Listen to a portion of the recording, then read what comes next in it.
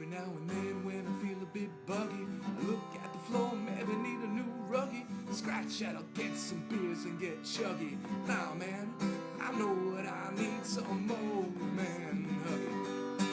Oh, Man Huggie. Some more Man Huggie. Put your headphones on for proper audio quality, motherfucker.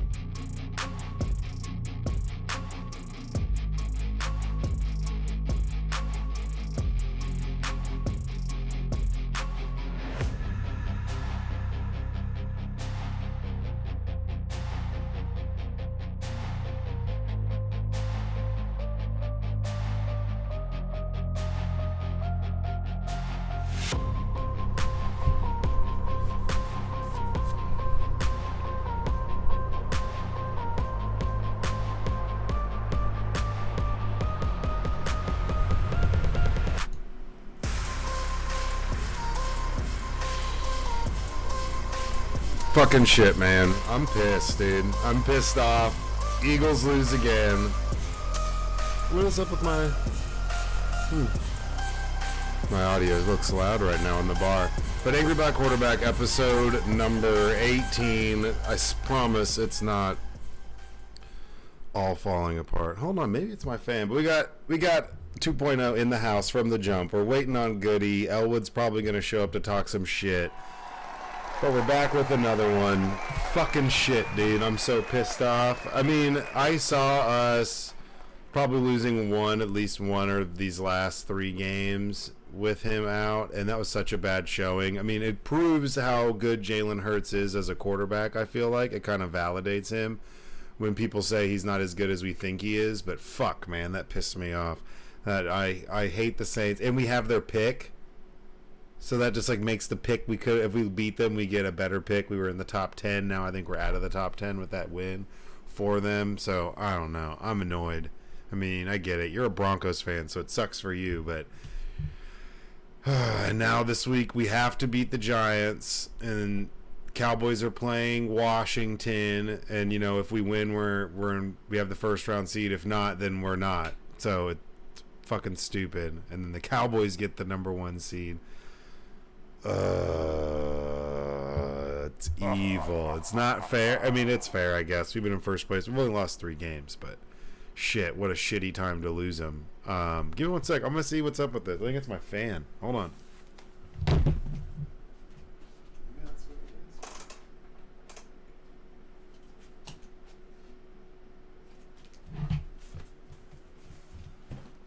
Oh, yeah, I guess the fan's too strong, man. That's intense. That's a shitty fan, too. Well, I mean, it's an old fan, but... Yeah, so we're back with 18. It's not falling apart. Do you think we win this week? Do you think the Eagles win? I know you don't give a shit, but do you think they do? I think they do. I don't think it's going to be a blowout. The odds have them as 14-point favorites, but Tyrod Taylor is a competent backup for the Giants. Giants are resting a bunch of their starters, but I don't think it's going to be that easy of a game. Yeah, I mean, we're supposed to get Gardner Johnson practice this week. Who else? Robert Quinn came back this week, so there's some more depth on the defensive line. I mean, Eagles finished first team ever to have 4 teammates with 10 or more sacks on the same team, so that's pretty crazy. I think they're a few away. I mean, they broke the record for most in Eagles history. They're within the top 10 all time in sacks in a single season, which is pretty crazy to think about. I know, obviously, I don't think they'll break the record. I think the record's like 72 or something. I want to say they're somewhere in the high 60s. I don't have it in front of me, and I don't really feel like pulling it up. But, man, that was a rough loss. And now there's a lot of... Eagles suck. But there's Elwood's in the house with no video, of course. Yeah, I'll be on No, but there's a bunch of games this week that are like, if they win, they're in the Jags-Titans game. If the Jags win that game, they're in the playoffs. They win the division. There's a lot on the line, which is interesting to see. This year we have the extra week of football. Y'all better be careful. Giants are looking hot too. I mean, they're probably going to be sitting a good chunk of their people. Tyrod's good. We were just talking about it. Like, they definitely have some time. I mean, we'll see. I think they probably play some, but I mean, we get our all-pro safety back. We're getting Robert Quinn back. No, I'm saying, far as have the Giants clinched? All three of us Giants have. are the number 6 seed, no matter what. Yeah. Also, so everyone's clinched, and I mean, dude, Washington hasn't. No, well, Washington's out, so they're playing they're playing Sam Howell, so they're playing the rookie Sam Howell, who I really liked in the draft. He probably would have been the top quarterback prospect taken the year before, but he stayed for his senior year, didn't look so hot, fell in the draft to the 5th round, and he's on the Commanders. I mean, I thought the Bucs should have drafted him. There's a bunch of teams that could have used like a competent backup. He throws a pretty ball. He's pretty good, and he played pretty good last week too. He's make plays with his legs. So you're probably going to see a whole bunch of Howell this weekend and see him throwing the ball around. They love being spoilers, of course, in this position. But yeah, all three of them, the Cowboys, Eagles, and Giants, have all clinched. The only one that's up for grabs is that Packers spot, right? So Packers win, they're in. Lions win, they're in. So that's another really huge. Which Packers are playing? Well, no, the Lions need the Seahawks to lose. Oh, that's right. They need Seahawks to lose. That's right. But I mean, there's a lot on the line in these games, which is crazy. I can't remember the last time this many games came down, or this many division titles, or number 1 seeds, or anything. I mean, 13-3 is nothing to scoff at. If you finish 13-3, that's pretty fucking good. Like, for any team in any division in any given year, 13-3, you're pretty much almost guaranteed a number 1 seed. There could be 3 or 4 teams that finish damn near close to 13-3 or 12-4. That's pretty wild when you think about the especially in the NFC, that we have this many division titles or potential seeding coming to the last game, and we have the extra week of football. So it almost makes the league and Goodell and the owners who want all of this drama, it makes them look right, honestly. It almost when y'all get Lane Johnson back?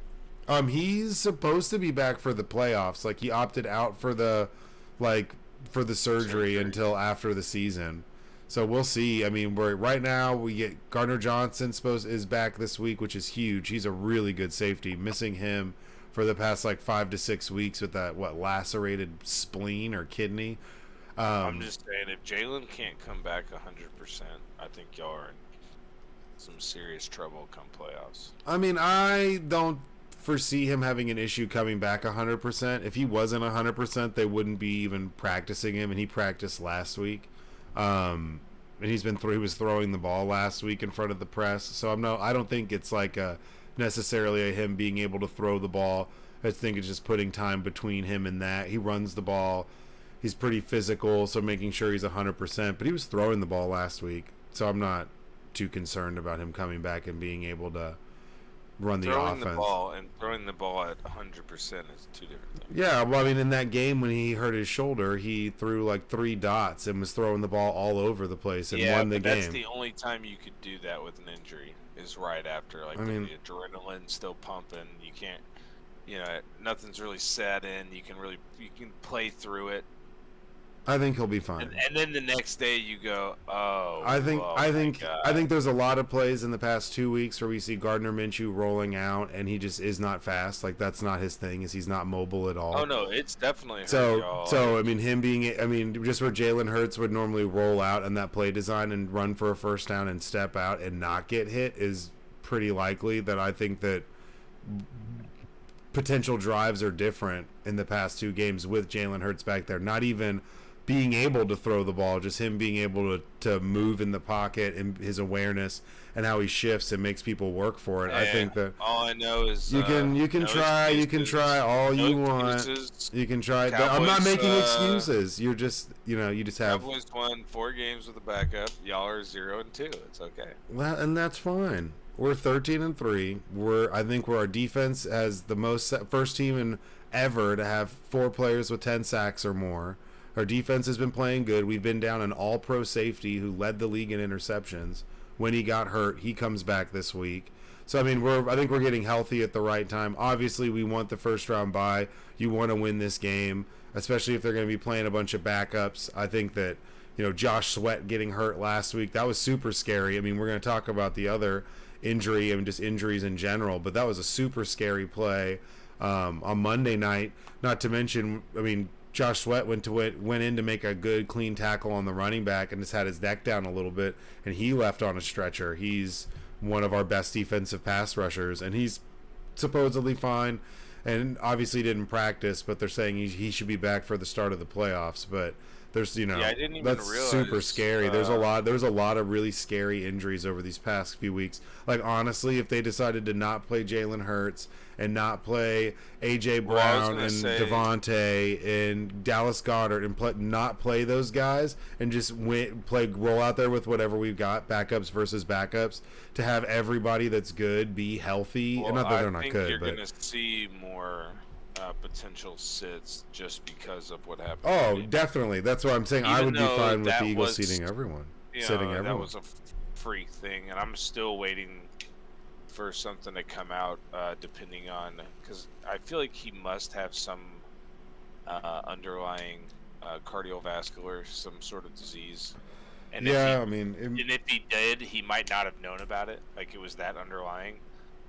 Because what's crazy is our buddy sent me and the warden like a little thing right after it was all happening. What he and he's in the medical field, and what he thought it was, and sure enough is what they were reporting the next day. And it was scary just reading the description of what it is. It's like, let me read it. Let's find it. Well, I mean, until we know it, I don't like. Here it goes. This is like the legit description of this, like, actual triggered by a blunt, non-penetrating, and often innocent appearing unintentional blow to the chest without damage to the ribs, sternum, or heart.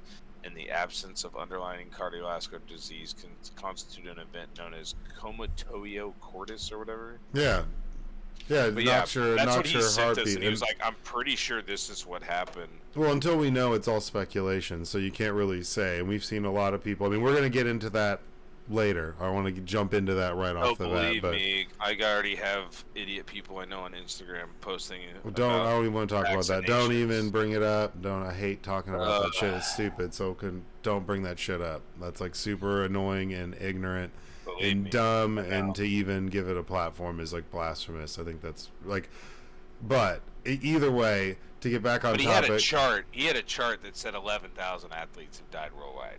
I'm like, where's this chart from? All right. Well, getting back on topic, I would say that I think that the Eagles are going to be obviously I think that if all the teams wanted to sit everybody, that'd be fine. Like, I think that they're getting healthy at the right time. It's gonna not be an easy game, but all three teams clinching makes it a little bit different, especially given the situation where the Giants can't move up or down in seeding. They can only I don't know if Cowboys sit with a 1 seed up for grabs. No, I mean, I don't think the Cowboys necessarily do, but I think the Giants, since they're stuck in the 6, they do with whoever. I don't think. Eagles, Jalen still this weekend. I mean, they're saying that he was at walkthroughs today. They're saying he's probably going to play. I think that if the Eagles go up and it becomes like a decent lead, I think you sit him at some point.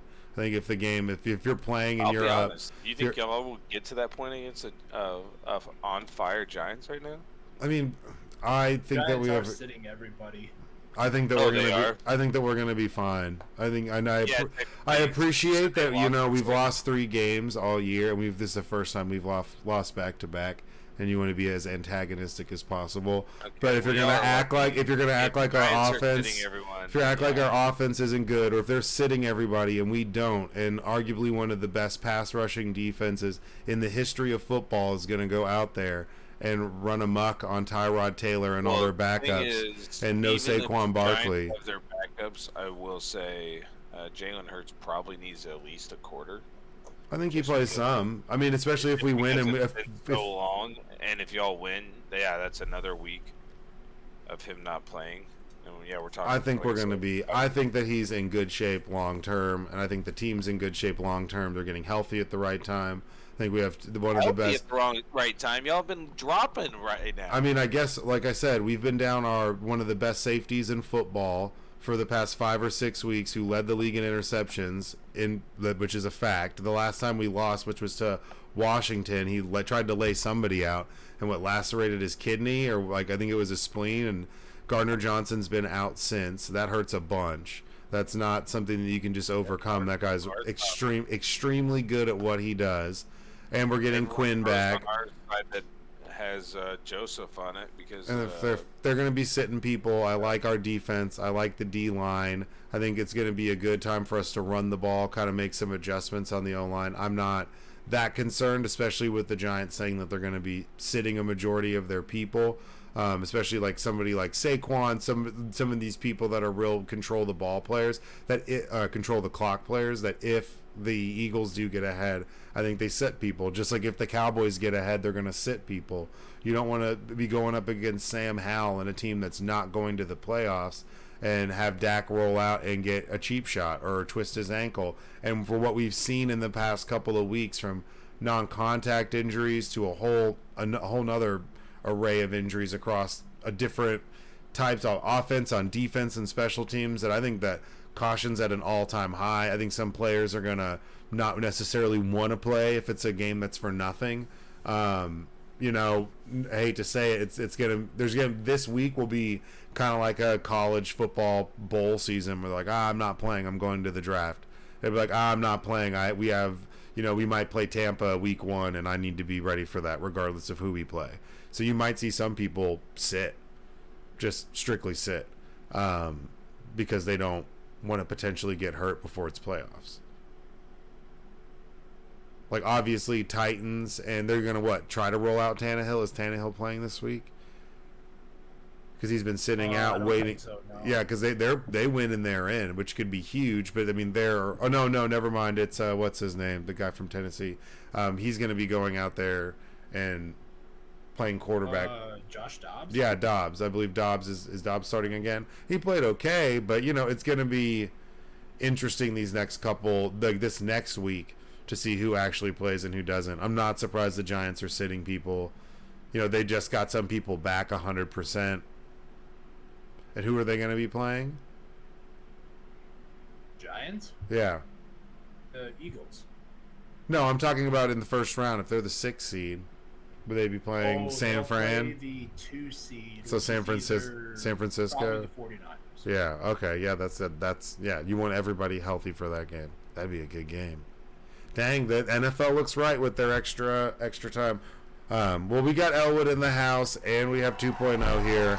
Elwood's afraid to show his face because he's a coward. Hold on, I'll be right But back. yeah, and we'll see if Goody shows up, man. We'll see. Goody, where you at? Fucker fell asleep the other day. How are you feeling about? How are you? No, he'll be back in a second. How are you feeling about your Broncos situation now with Hackett fired? What are you thinking, man? I mean, it was positive to see them have success against the Chiefs last week. That was a really good sign. Don't think that means our interim head coach will keep his job by any means, but at this point, I wouldn't be upset with seeing them lose to the Chargers and get a better draft pick. Well, except it's not even going to be our draft pick because we traded it to the fucking Seahawks. But Seahawks are going to be formidable next year. Sorry? Said Seahawks are going to be formidable next year. They're going to be pretty scary. They got some capital. They got a young running back who, they're not really having to pay yet.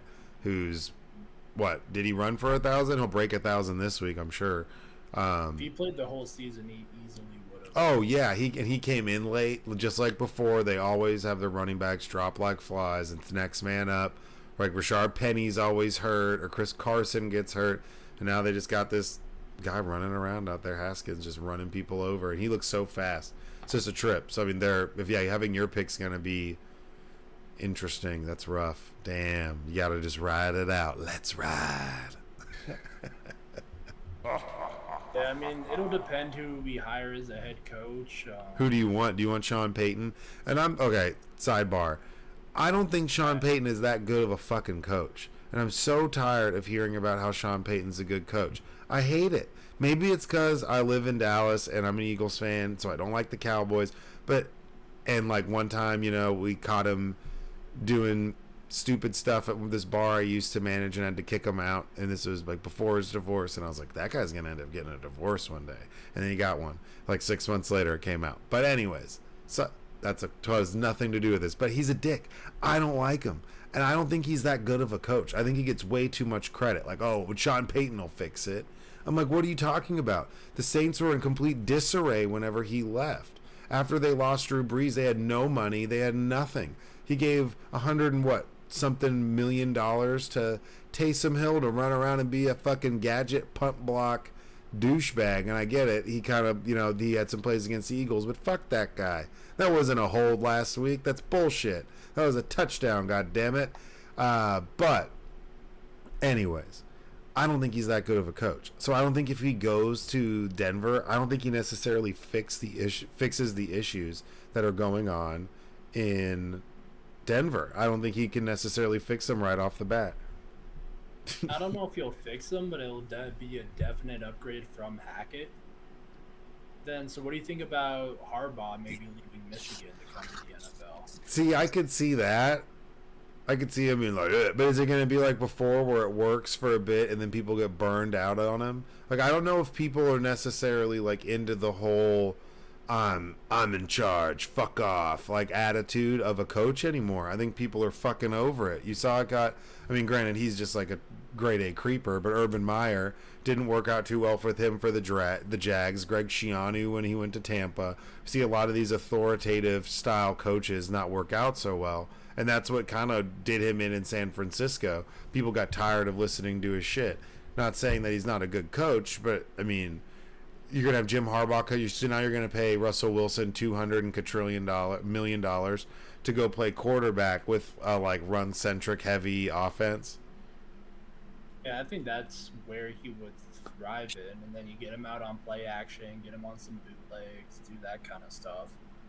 I don't think Jim Harbaugh would be like a long-term solution, but he does have a proven track record of coming in, fixing programs, but then like you said, they get tired of his shit and they show him the door. Like that program had established success, and most of the time they're able to keep it going forward after he's already left. Yeah, I mean, I guess it's possible. I don't necessarily. I mean, I think that you need to have someone. I mean, what if you got Byron Leftwich? There's a bunch of candidates out there. It'd be interesting. I mean, I'd say if I'm Denver, there's two ways you go. Either you don't hire a black head coach because the last time it didn't go so hot for you and it didn't last very long, or you do and try to repair the. Who is it? Vance Joseph. How long was he coach? 2 seasons. 2 seasons, and he got cut. And I think they were better in those 2 seasons than any season since. Yes, they were, which is why it was bullshit that the entire Broncos country shoved him out the door. Yeah, they just shoved him the fuck out. Okay, just making sure, because he was doing pretty good. He was kind of holding it down, so that's very interesting. The problem with that is, we still had expectations of, Peyton Manning era Broncos, winning division titles, all this stuff. We would have just looked at the facts and be like, yeah, we're a shitty fucking team right now, but Vance Joseph is having success. Let's just keep him around and see what he does. Yeah. I think we'd be in a lot different place right now if we would have done that, but it's because all the people in Denver are just too damn high. Nah, man. I mean, it just doesn't. It's John Elway's a dick. And he wants to. He's I think he secretly is obsessed with being the best quarterback in Denver Broncos history. So he doesn't want someone to be better than him. Peyton Manning got one. And he was like, all right, get the fuck out of here. All right, bye, man. Later, dude. And he was like, all right, I'm out. Sheriff out. And then he dipped. But I can't, anybody that's been a really good talent that they've had, he's gotten rid of them. He's moved on from them. I mean, come on. Smoking Jay, the prime years of Jay Cutler. He had Jay Cutler, Braden Marshall, and Clinton Portis all on the same team at one point. That's absurd. Yeah, we were, and then we had Josh McDaniels come in and trade away all our good players for the Tebow, dude. Come on, he threw for 316 against the number 1 seed Steelers. That was amazing. I still remember watching that game. And Demaryius Thomas caught that touchdown. That was fucking wild with that long ass wind up. But Tebow sucked. Yeah, we need Goody to get here so we can do bets. But yeah, I mean, I guess I got to get back into it. I guess I just don't want to give a platform to those people that are like, oh well, that's why you don't do this, or you'll have a random heart attack. Like, that's bullshit. But there's been a lot of injuries in the league this year, not just with the horrific, scary injury we saw the other day in that Bengals-Bills game, but also just the slew of knee injuries and turf issues. There's been a lot of injuries this year to high-value people and non-contact. That's another thing. We've seen a lot of non-contact where people just go down. Kyler Murray's was non-contact. Just people dropping. It's pretty wild to see. I mean, do you think that... what can they really do about this? Because league has been trending towards, I don't know for sure, but it's like more grass fields, right, instead of turf. Yeah, well, see, but I've always found that interesting because we used to all play on grass, and then they went to turf. And it was like turf is the new best thing in the world with the little ground up tires, and it's bouncy and it has give to it. Well, early turf was horrible. Well, yeah, early turf was like just concrete. Ryan turf. Ugh. Or Veteran Stadium in Philadelphia had really notoriously bad turf. It would like rip people's jerseys if you slid on it a certain way, like against the grain. It would like cut holes in people's jerseys. It was nasty. I mean, but yeah, I remember, you were wrapping your elbows up. Birdville had shitty turf too, way back in the day. It was like playing on carpet. But I mean, it's not just the surface. It's just interesting. We see these really bad calls when it's like a roughing the quarterback. Then you see one that is where it's not, or like in that Michigan game where it's like, was that targeting at the end of that Michigan game on that final play? To me, it kind of was. Like, I'm not like, I can see why you don't call that. Like, if you just want to get the fuck out of there. But that guy's falling down backwards, and that dude kind of speared him in the back of the head. To me, that's like, if you're going to be consistent on the rule, based off the rule, that's targeting. But then you don't call that. But then I've seen some really shitty targeting calls where they wanted to call one in that Ohio State game in the back of the end zone when that dude got his clock cleaned, and then they picked the flag up because it wasn't. He hit him with the shoulder. It's like, I think it's becoming, like the new, shot clock violation or something where you're challenging a missed shot or a goaltend in the NBA, where it's, but now it's coming down to, roughing the quarterback or these targeting penalties. And if, they call a play and it's like, oh, no, that's first down, and they go back, and then it's okay, well, now we have to go back and put all this time back on the clock. There's just a lot of inconsistency. I don't think it's necessarily the turf that's causing it. I think in some places do have really bad turf. But I think overall, I enjoyed playing on this grassy style turf more than playing on grass. But now, how many times did I play on extremely well-kept grass? Very few. It's not like it was always a little bit tougher. But I enjoyed the turf. Only your away games.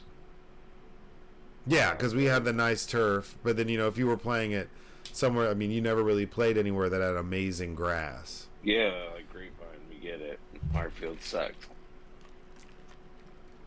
No, we had shitty. We had what would be considered crappy turf. We didn't have grass. Did you have grass or did you have turf? Oh, we had grass, bro. See, now that's bougie. No, I mean, our stadium, how could it not be grass? We built it in the middle of a hill. Yeah, that stadium was awesome. That was a good time. I didn't like the redone of it.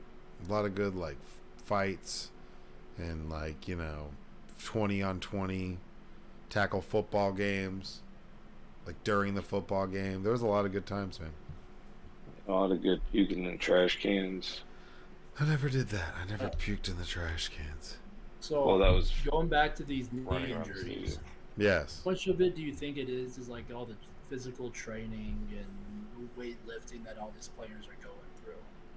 Like you can train like obviously if someone like leg bends the wrong way, it's gonna fuck up their knee. Like you can train your knee to like develop stronger like muscles and tendons to help support your knee more. Yeah. Like, do you think like NFL trainers are just avoiding that? Do you think they're I not think putting I'm enough interested to see emphasis the on it? data, but I wouldn't be surprised. I don't know if y'all already addressed it. If it's just strictly the head-on-head. No, like, you know what? I'm avoiding any call high up, so we're going low. It's all low. I mean, there's a lot of like freak accidents. I mean, when I played football, I had probably 2 concussions that I can recall. That sounds bad, but no, I had 2 for sure, definite concussions when I played football. They were probably about 2-3 years apart. One was when I was in like 8th grade, and then another one was in my junior year of high school, and but I never had any serious knee injuries, never had any surgeries, was always like really flexible and was pretty tough. Played a bunch of sports, and like that flexibility has served me well in life. Like there's times where I've busted my ass and a normal person would probably blow their knee out, and mine just like bends kind of weird, and I'm like, oh, and it like hurts for about 30-40 minutes, maybe a day max, and then it's like okay. But no, I mean, I think that these people having their individual trainers, they all have their different stuff. Everybody's doing different things. That, you know, it I mean, it almost feels like freak, but some of there's a lot of non-contacts on these, and the players are complaining about turf. Then, you know, this hitting people. There's a, you know, Kayvon Thibodeau sacked Nick Foles on Sunday. He was doing a snow angel next to him on the ground. Did you see that? Yeah.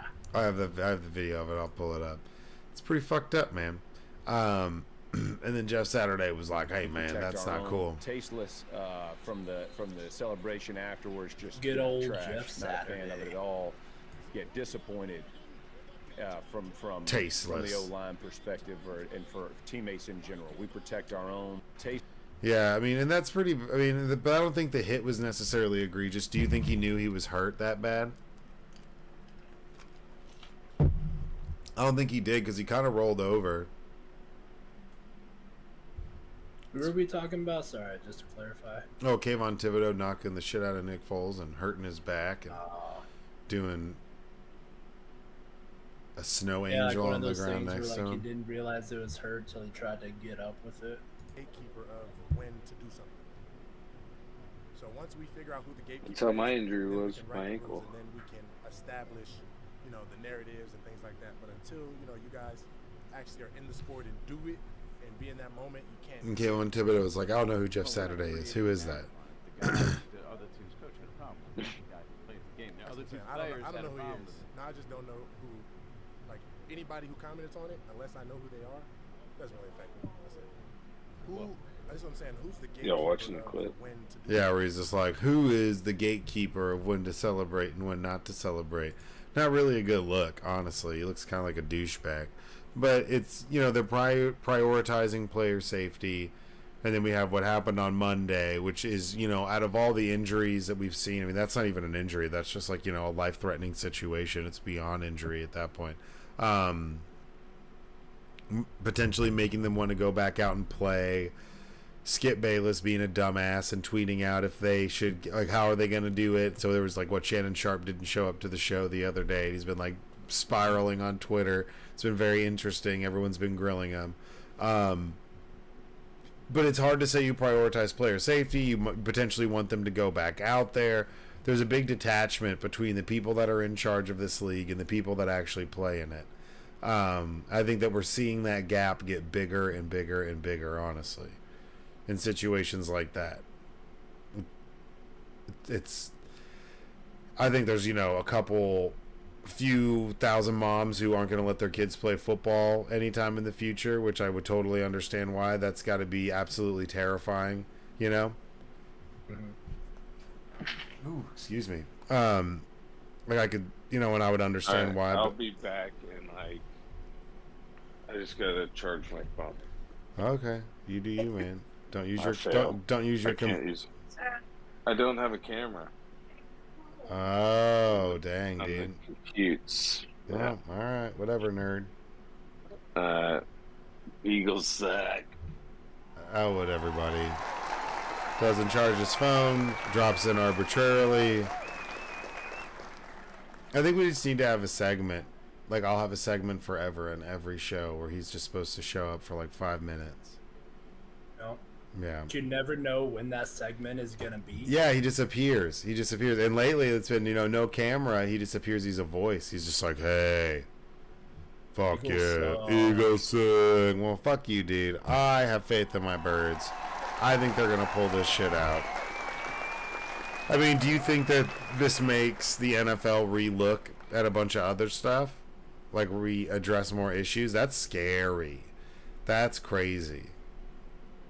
Like, that's just one of those, like, freak accidents, though. Like, what can the NFL even do? That was just one of those, like, the exact right, or not, I shouldn't say right time, the exact wrong time for that to happen is when it happened, and it caused this devastating injury to this guy. Yeah, I mean, we've seen, and throughout sports, players, but we've seen basketball players, high school football players, but there's normally something attached to it like dehydration, heat exhaustion, something along those lines. But we've also seen people with underlying heart conditions that they didn't know about. I mean, that's literally why Chris Bosh doesn't play basketball.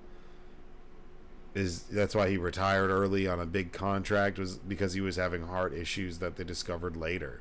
It's super scary. Super scary. Shout out and prayers to him and his family. That's just.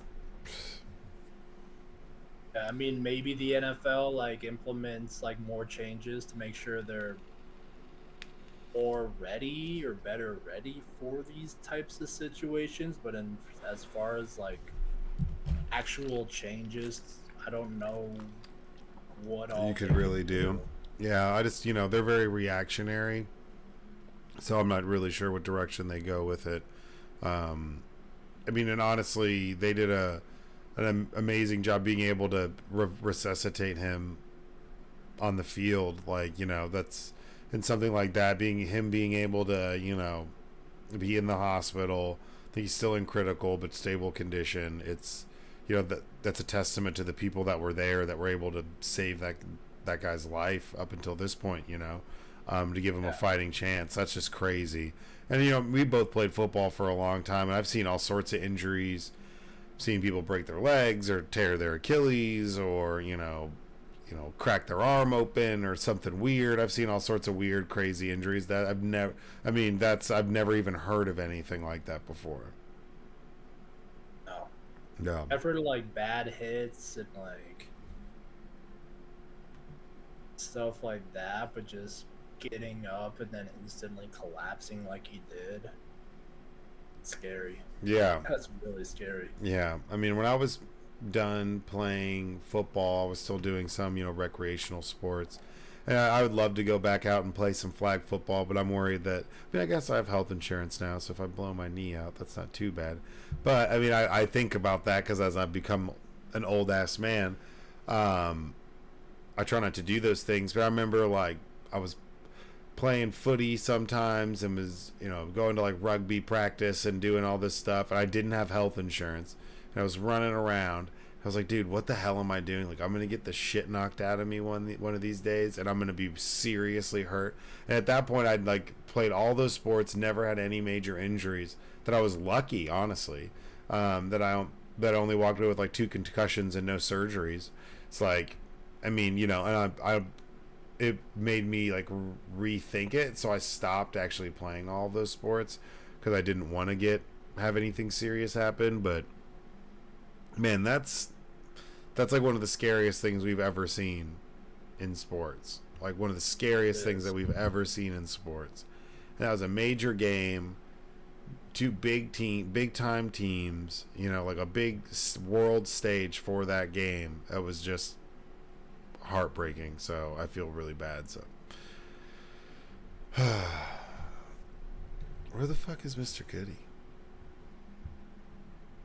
Did you see this car MMA clip? On a lighter note, there's car MMA.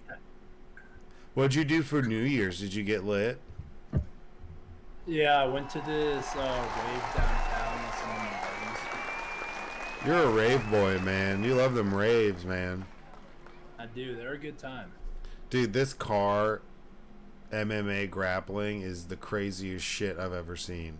This is cooler than the car phone booth or the MMA phone booth fighting. This is much cooler. Granted, there's no punching. It looks like it's only grappling, but it's still much cooler because you can use the seat. There's all these different leverage points. You know, I wonder, like, could you use it? I forget. Did they both start buckled in? Yeah, you're both buckled in. So the guy in the driver's seat gets out of his buckle quick. Oh. Think there's like different cars for like different rounds or different challenges? Like maybe. See, I feel like it'd be cool, like, because then the seat folds back. So it makes me wonder, like, can you open the sunroof? Oh. If you wanted more leverage, could I get a window? This guy's still got his seatbelt around him, which is kind of dangerous. So this might, I might be broadcasting, like, attempted something. But, I'd let go of the seatbelt. That's not going to help you. But yeah, this is much cooler. You could open up the sunroof, but, like, you're going to lose your leverage if you spend the time to, like, hold the button, wait for it to go back. Oh, yeah. I mean, that'd be difficult. I do like how he went and put the seat back. It makes me want, like, that's a good calculated move, but the guy's, like, stuck and the seatbelt's between his legs. So he just looks he's kind of fucked, dude. This guy's kind of fucked. So does the guy in the driver's seat or the passenger seat have the advantage? Oh, the guy in the driver's seat gets the jump. He gets unbuckled quick, and then he goes straight right elbow. I guess it's right elbow, to the side of his head and kind of pins him to the door. So he gets out, and that dude's still trying to unbuckle. So his, like, left hand's across, so he's all kerfluffled up. He's got no chance. The guy in the driver's seat has got all the advantage. Well, I was talking about just in general, because if you're in the driver's seat, you got the wheel in front of you, so I feel like that'd make it harder to get out of your seat usually. Yeah, but also make it harder to get in your seat. I don't know. I like your chances. I think I'd want to be in the driver's seat because he's got boom. He just gets right over. He is all over this guy. Definitely gets the drop on him. Yeah. But that's weird. I mean, I love that. Like, do you win the car? That'd be tight. It's not a big car, though. It's like wrestling in a smart car. But this is definitely cooler than... I mean, I guess there's no punching, but it's still cooler in concept to me than the phone booth fighting. Because that was just like, wail on each other till someone goes down first. This, at least, there's some tactical moves. You're like, go, center console,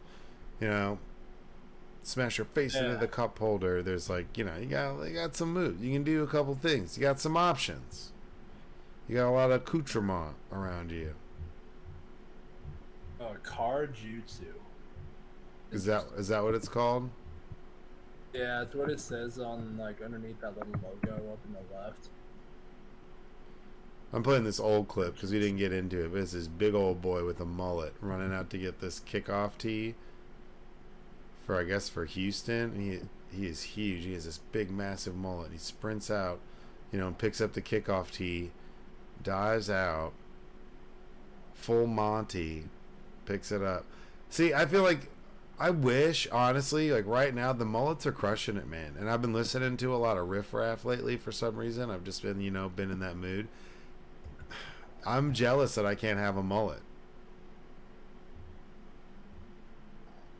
I'm a little bit jealous.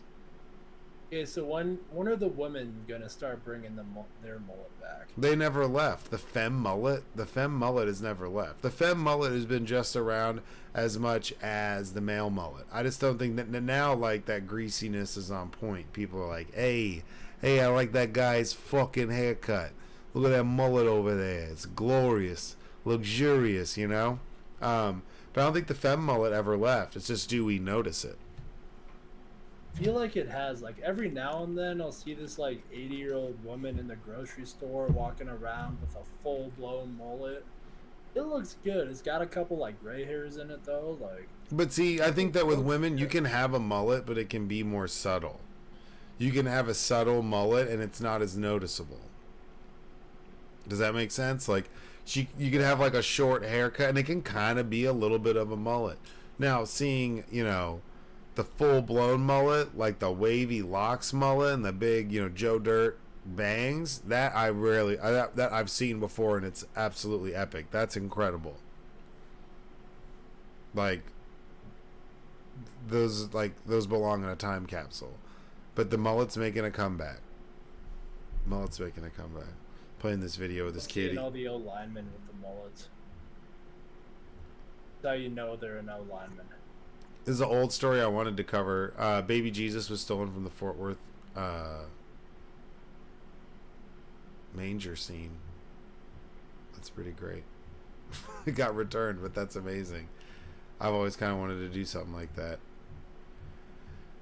Like, is it like the city Fort Worth one, or like? Yeah, like outside, like some city building, and it ends up they caught someone on camera like running up and stealing the baby Jesus, which is kind of gangster, honestly. I'm not opposed to it. I'm not opposed. Yeah, I didn't really do much for New Year's for me. Dude, where the fuck's Goody? Where is this guy? I just call him. See what he's doing. He's gonna be like,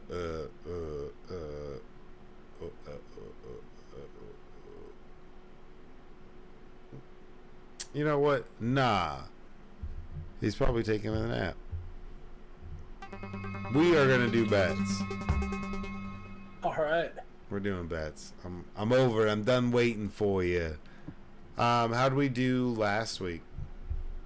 Last week we went 1-1, down 0.1 units. Did have a bet on the Bills-Bengals game, but obviously since that game got suspended, the books should have refunded you on your bets. That's essentially a push, but so 1-1 if you want to get technical on it, but I'm not even counting that as a push. Okay. So we're down big time this year, aren't we? Yeah, I wouldn't say big time, but it would be nice to be doing better. I'm trying to think. No, we'll do. I mean, I guess we can do playoffs edition. We just pick one winner every week. That would be cool. Yeah. But, yeah, it's just been rough. You know, and we got on a little bit of a streak there for a bit. I know you've been placing side bets, but damn, man. These games have been kind of crazy. We're missing the spread by like 4 or 5 points, but we went 1-1-1-1-1 last week. Down 1 point. You said what units? 0.1 units. 1.1 units. All right. Well, give me a little bit of a recap what we did last week. So last week we had the Bears at the Lions. Took the Lions -6 at -110. This wasn't even a sweat. This wasn't close. Lions blew them out 41-10. It looked good. The Lions need some help to make the playoffs, but if they're actually able to make the playoffs, that'd be one of the most insane comeback stories ever. Dan Campbell would be a legend in Detroit. Dude, he already kind of is, and if they make the playoffs, that'd be huge. No one wants to play them in the playoffs. Who? Don't say 49ers. No, we're talking about Detroit. Detroit's scary right now, man. Their offense has been good all year. They have 2 really good running backs. Their defense has been playing well. Yeah, we beat them. I know, so do we. But they're playing with house money. Like, they weren't supposed to be this good. Even halfway through the season, they weren't supposed to be this good. That's one of those teams. There's a couple of these teams creeping up that no one really wants to play. Be it the Packers, be it the Lions. Some of these teams that... No, they're not up and coming. I'm talking about teams that are riding a wave going into a playoff run. Oh. We've seen teams the Jerry Jones wave, baby. we've seen teams get in on a wild card spot on like a 3-game win streak and go on and win the Super Bowl. That's not something that's foreign at all. We saw the Giants do it twice. One of those teams is going in the playoffs called the Giants. Yeah, exactly. Yeah, Jags are doing that too. Yeah, Jags are win on Sunday. Yeah, Jags. You don't want to play the Jags right now. They look super scary. But all right, so you said we won that one. So yeah, so then we did take the Bengals +1. Obviously, that game didn't happen. Prayers go out to him and his family, all that. Yeah. And we had a 3-leg teaser here, where only one of the legs hit. We teased the Giants down from -6 to a pick'em, hosting the Colts. That did hit. Giants ended up winning 38-10, so we didn't even need the teaser. And then we had the Saints at the Eagles. We teased the Eagles down from -6 to a pick'em. That obviously didn't hit because the Eagles lost. They blew. Well, and then we had the 49ers-Raiders game. We teased the 49ers from -10 down to -4. Raiders and Jarrett Stidham just showed up out of nowhere. 49ers did win, but they only won 37-34 and did not cover the -4. All right. Well, since Goody's a little bitch and he's not here right now, let's get into Joey 2.0's robotic rock hard bone in your pants picks of the week. Yes, sir. So I got 3 picks this week. Betting week 18 is so weird because you have teams that are completely eliminated from the playoffs. You have teams that are still fighting for their chances. You have teams that want to play spoiler on their division rivals. Yeah. There's so many weird, different nuances with Week 18. But I got 3 plays for us. First off, we got the Patriots at the Bills. I'm taking the Bills -7 at -110.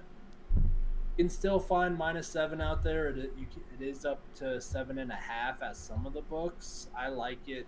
Then I don't like it as much as I don't like 7.5 as much as -7, but I'll leave that up to you. So, but I like the Bills here for a number of reasons. Obviously, there's the DeMar Hamlin thing, and I believe this team is gonna come out strong and play well for him. They also essentially got another week's rest since they didn't play the whole game against the Bengals last week. I think they got like a little over halfway through the first quarter. That does give them a huge advantage there. But then when you dive into it, these are 2 teams that are going in opposite directions as well. The Bills have won 6 straight games, while the while the Patriots have only won 2 games in that same stretch. Then also in the last 3 meetings, the Bills have absolutely owned the Patriots. They've won all 3 games by a combined score of 104-48. Jeez. Given all this, yeah. So like given all the stuff with the blizzard going on in Buffalo and DeMar Hamlin, it just seems like a perfect time for this Bills team to rally around at home. That old stadium is going to be electric. It's going to be an opportunity for all the Bills fans to just kind of put the world away for a couple hours, and I think the Bills go out there and absolutely destroy the Patriots. Yeah, the Patriots have been trash. Mac Jones looks like a dirty-ass player. They're calling him the Grayson Allen of the NFL. I don't really give the Patriots much of a chance. They're out of it.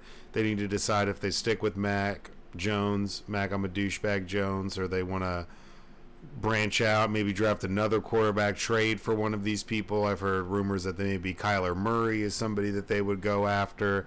Do they go after Jimmy G coming off of injury? Do they go for a Carr? I don't think that the offense and what we've seen from the Patriots this year is going to be anything like we see next year when it comes to their offensive personnel. So, yeah, I don't really give the Patriots much of a chance at all in this game. That doesn't look well for them. Okay, tell me about your teaser. Hey, you over there, guy with the teaser, tell me about it. Oh!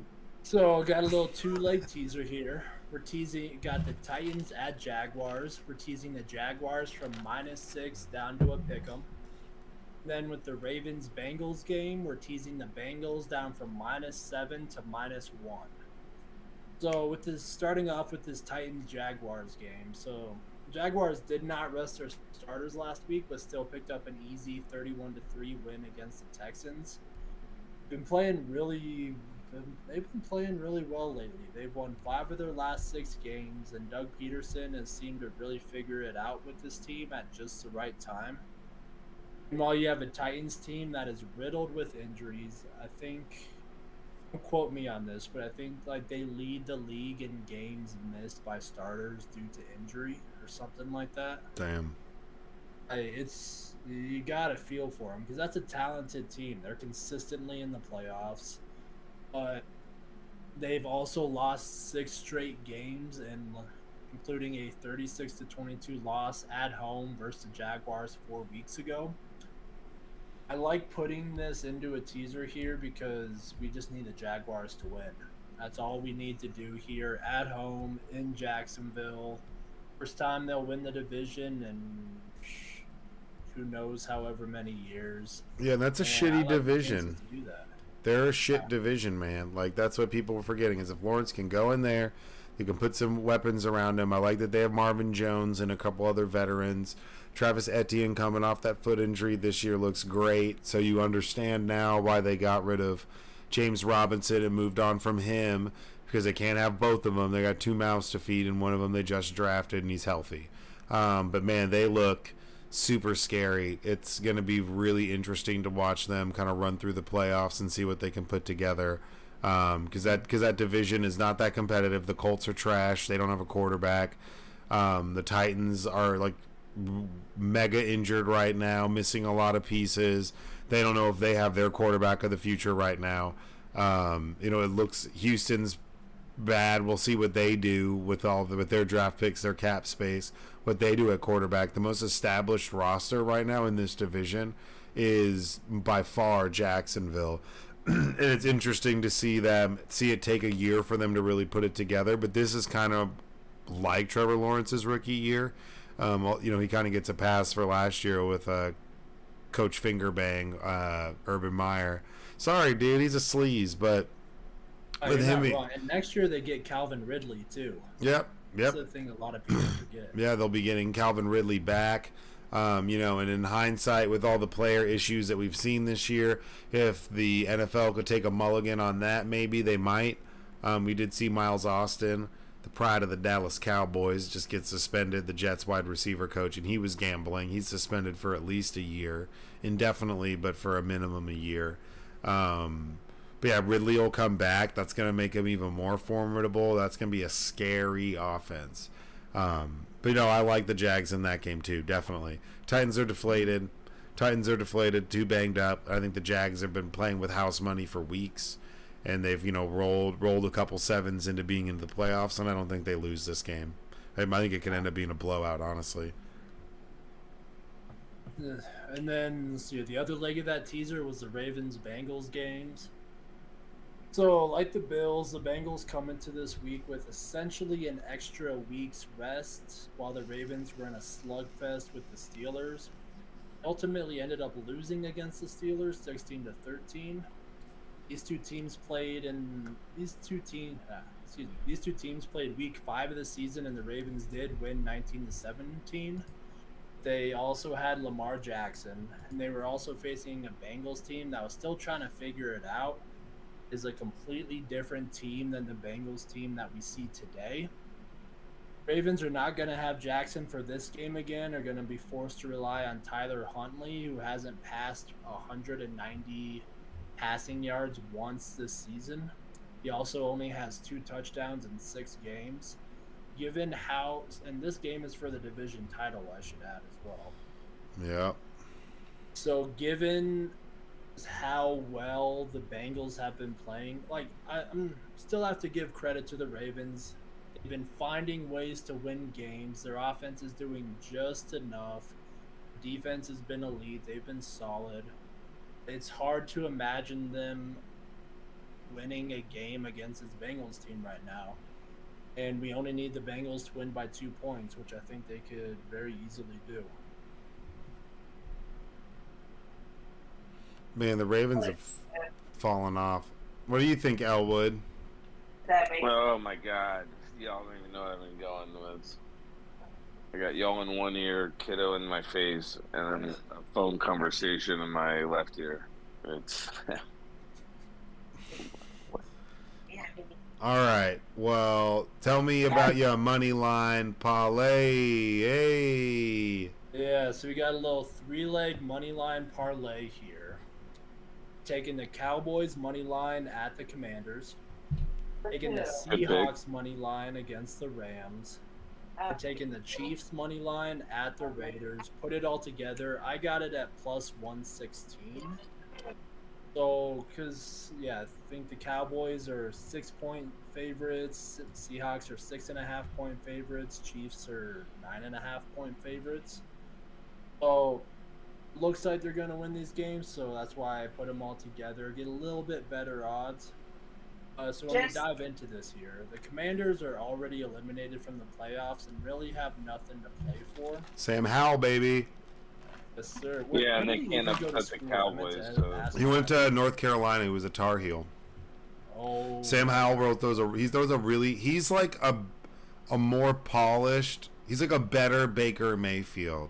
Is the only way. He's got a really good arm. He's got a better arm than Baker. He's more accurate. He throws a really pretty deep ball. Like, a lot of teams missed the boat when they didn't draft him late because a lot of quarterbacks slipped. Sam Howell's extremely talented quarterback. It'll be interesting to see what they have in him playing in that game. He's playing with house money, so we'll see what happens.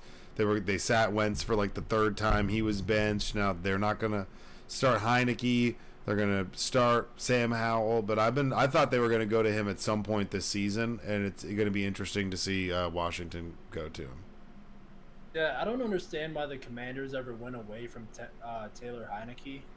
His stats aren't the best, but the team rallies around him. He plays well. He does enough to win these games. Yeah, but I think that knowing that, they still need to see if what they have are long-term answers. But, they're paying Carson Wentz so much money, which is so crazy to me. He's about to be off that team, too.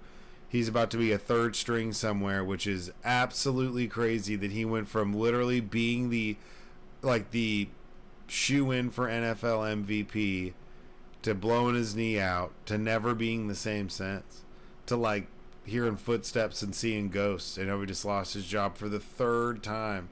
And now it's to a rookie. Ron Rivera didn't even know they were eliminated from the playoffs after that game, which is absolutely hilarious.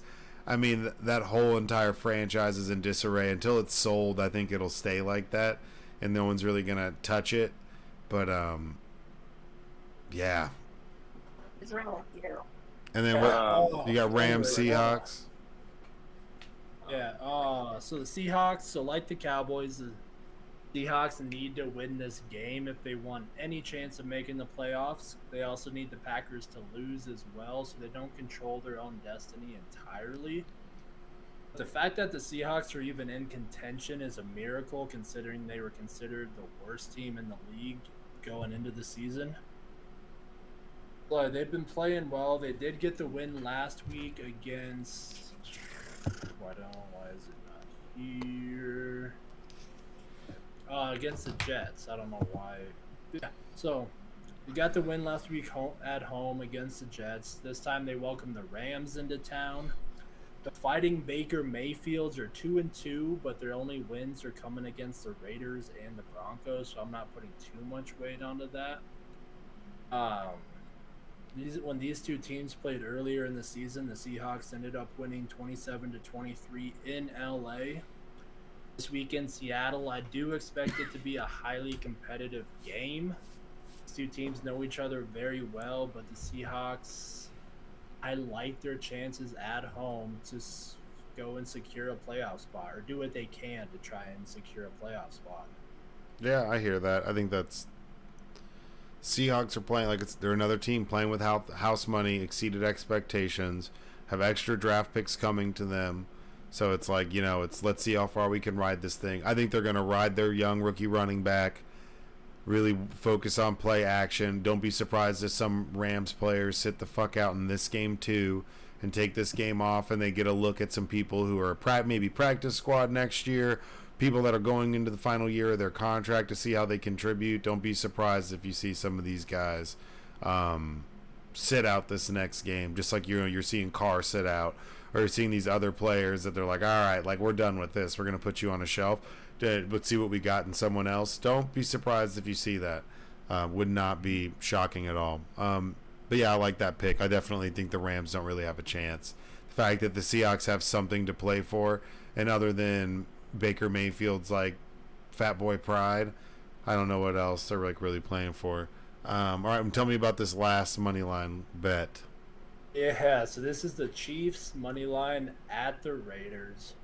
So the Chiefs are still in the hunt for the #1 overall seed, so they aren't going to be resting anyone this week. Defense has been struggling, but they've still found ways to win 9 of their last 10 games thanks to their high-powered offense. And good old Patty Mahomes, Kermit Mahomes, I should say. Why do you call him Kermit Mahomes? You ever heard him talk? You think he sounds like Kermit? Hey, Kermit the Frog here. He does. He does. Hey, it's me, Patrick. Yeah, I'll look for it. Yeah. That would look so serious. It looks so serious. You look like you're trying to sell me, like you're gonna try to sell me like used books. You look really hip right now with your hair and your glasses. You look like you're trying to sell me some used books on how to build my own typewriter because computers are for conformists. This is all natural hip too. You can tell, no product. About 2 days of grease. That's gross. 2 days of grease? That's very hip. You're definitely trying to sell me a typewriter. All right. Well, I'd be selling you a NFT. Please don't.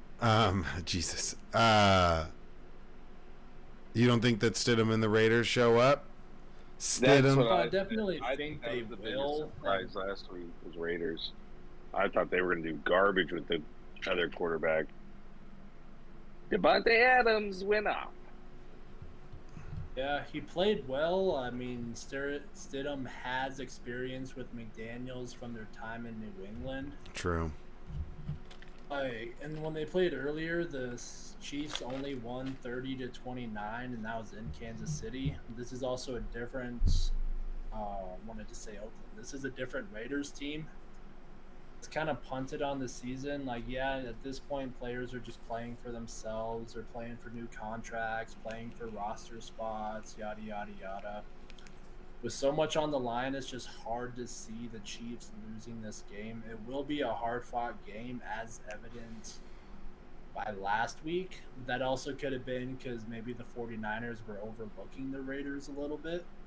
This week, the Chiefs know what to expect. They have tape on Jarrett Stidham. They know the Raiders well. And we just need them to win the game.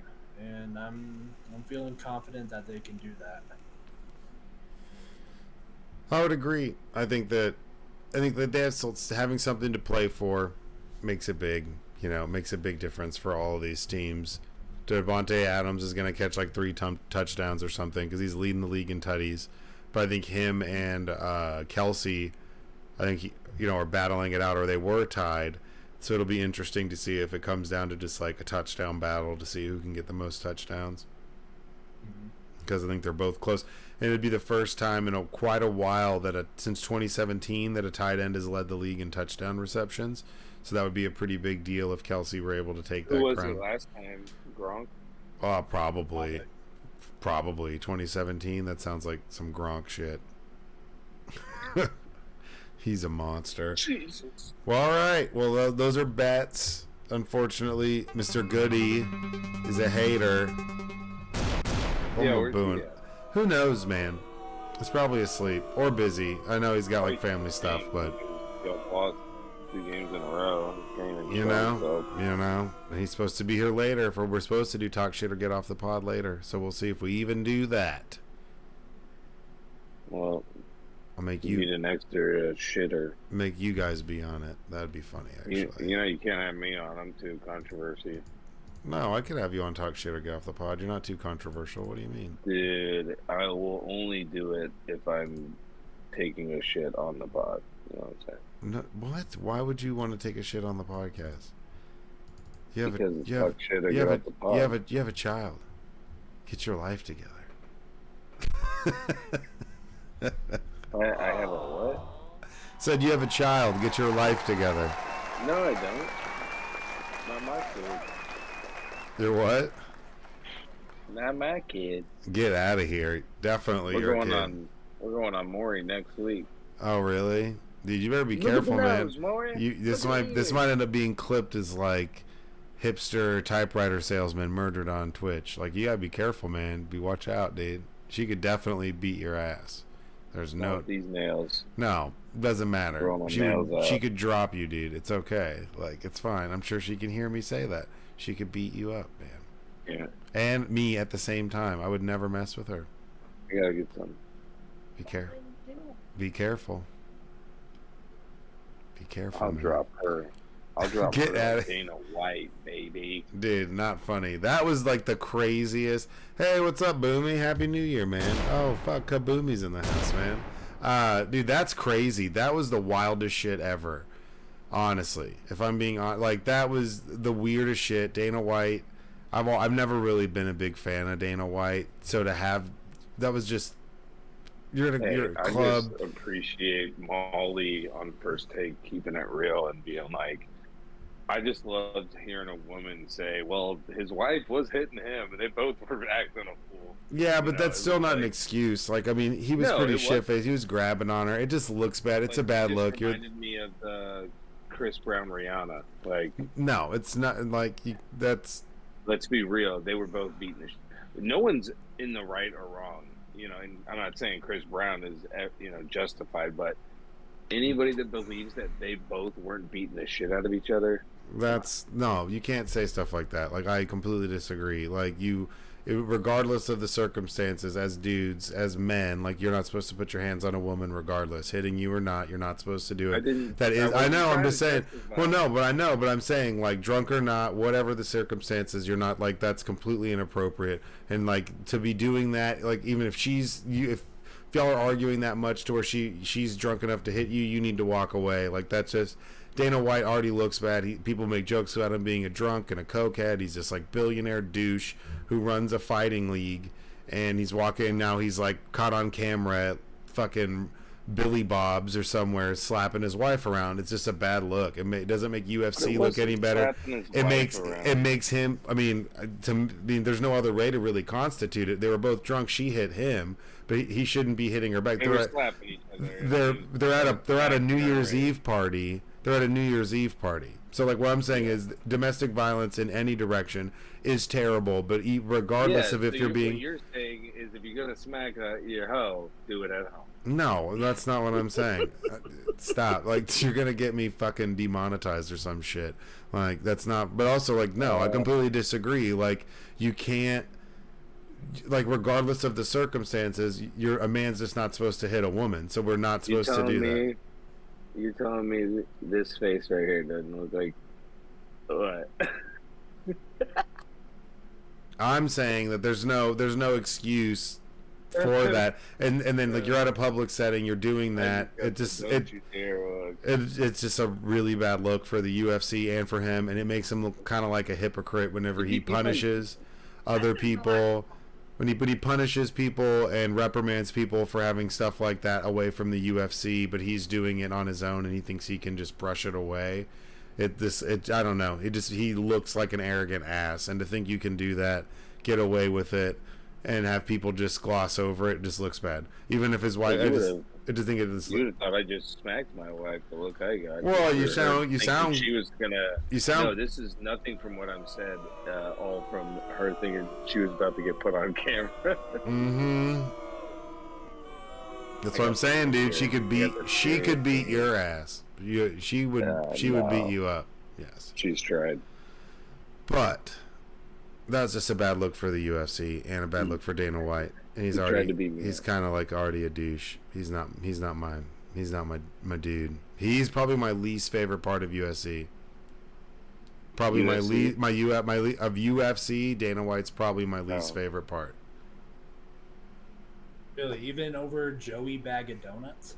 Yeah, because I mean, I don't like Joe Rogan's a douche, and I get it, but I'm not as angry. Like Joe Rogan's just kind of like a meathead douche. He's like that guy who's like obsessed with Brazilian jiu-jitsu in your homeroom, and he's always checking out books on like medieval weapons, and is like, "Oh, did you see this shit? This is tight." And he's trying to get you to eat worms. Yeah, he's just that guy who's grown the fuck up. So I mean, he's kind of annoying, but like he's cool. Like he doesn't, in the sense that like if we were at the same party, I wouldn't be like, "Oh, fuck that guy."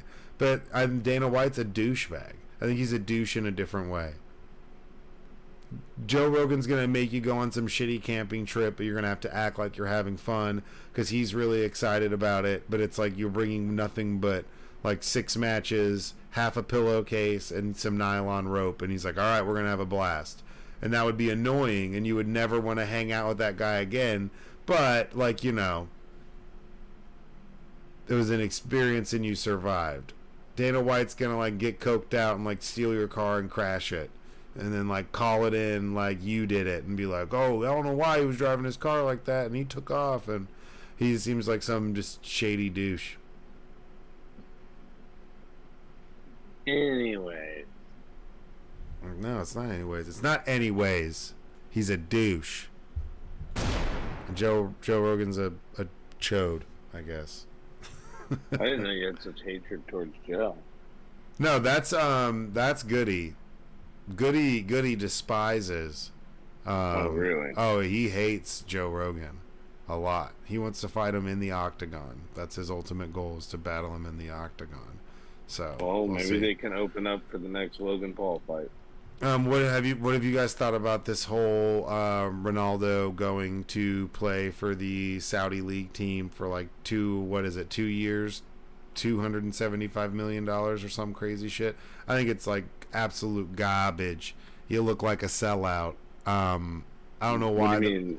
He accepted a contract to go play in a Saudi league for like $250 million. Sellout. Like, the dude's pretty charitable. I've heard nothing but nice things of him, and with people meeting him in person for his fan base.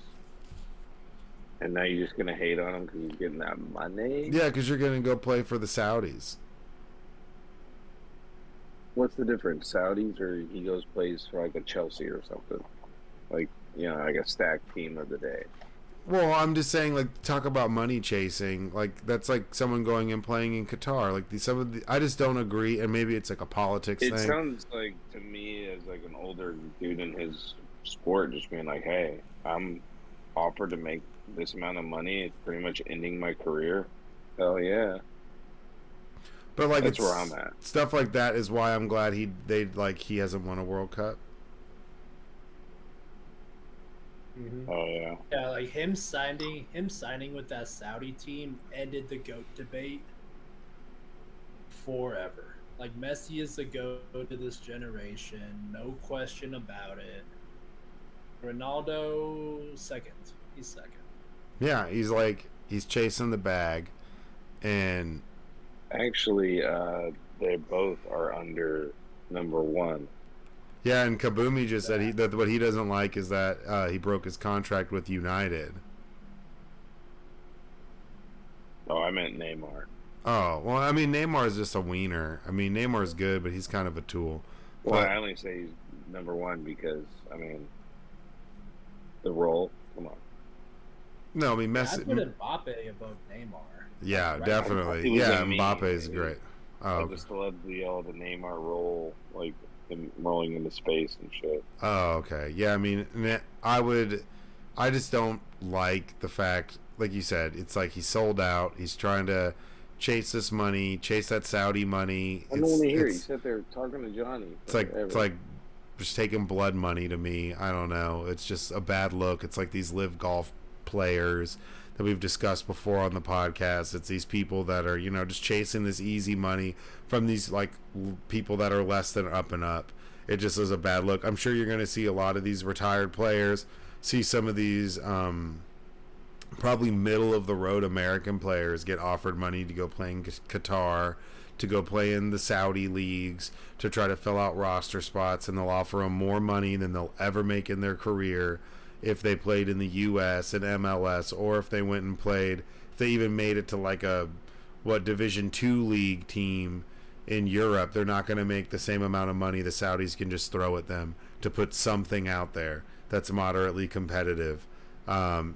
It's kind of sad to watch. When I saw that happen when it was offered, I was like, oh, that's gross. I was like, I feel like he might take it, which is complete and total bullshit. And he fucking did. It's mind-blowing. I can't believe he took that shit. No. It's disappointing. And like Kaboomy said, and don't fuck with my boy Boomy, broke your contract. That's just shitty. That's just like chasing the bag, man. I'm trying to think of a comparison of a player who just like chases the fucking bag around. Who? I can't. There's got to be someone who's always just Mayfield? No. Sam Bradford? Yeah, dude. He's just like fucking Sam Bradford, just chasing the bag. And you're like, why are we paying this guy that much money? He can go on loan to Newcastle, though, if they hit champions. Oh, okay. Well, still, fuck Newcastle. You what? What was that?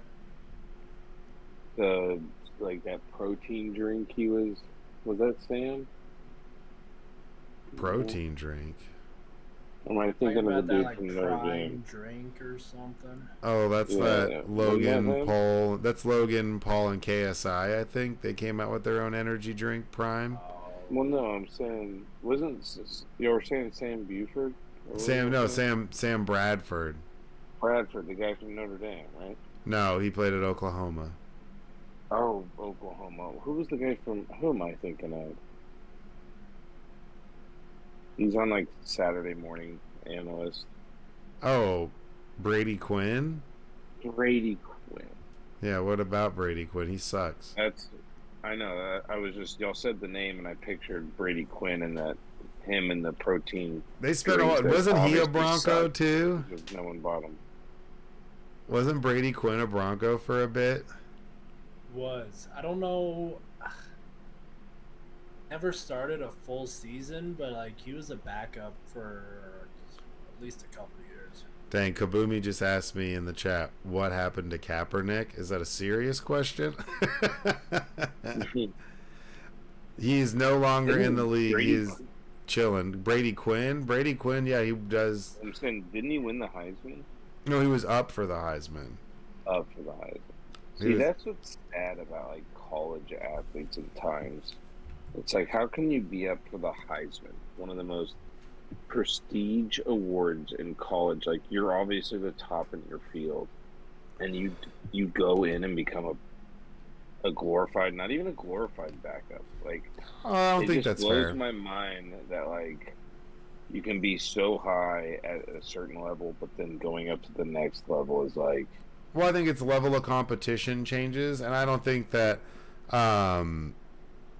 I don't think that's necessarily fair, because you can be a really good college quarterback and be set up for a scheme. Like, we've seen people like Eric Crouch, quarterback for Nebraska, who was an incredible.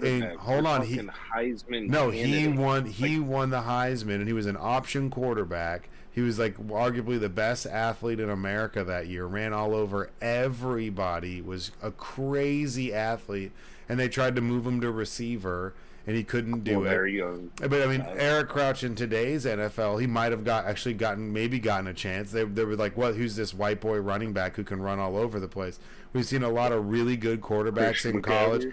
No, we've seen a lot of really good quarterbacks and other players that are fantastic in college and deserve every claim to fame that they get for being a good college player not translate to the NFL. Because it's a different game. It's a different speed. Your intangibles are different. Because we've also seen people not get recruited to go play college football, make their own highlight tapes, go to a junior college and basically do their own recruiting, and then go to Cal Berkeley, throw for almost 10,000 yards, and become the Aaron Rodgers that we know today. We've seen running back, Brett Favre played at Southern Miss. Terrell Owens played at University of Tennessee, Chattanooga. Terrell Owens, the freak of an athlete he is, played at bumfuck nowhere, UT Chattanooga, and made it to the league. Or you could win the Heisman and then be a glorified Pee Wee football coach of the Cowboys and beat your brother in the league. You know what I mean? I mean, I guess there's lots What of... movie is that? What movie is that? Come on, dude. What, Little Giants? Oh! But, I mean, I think there's...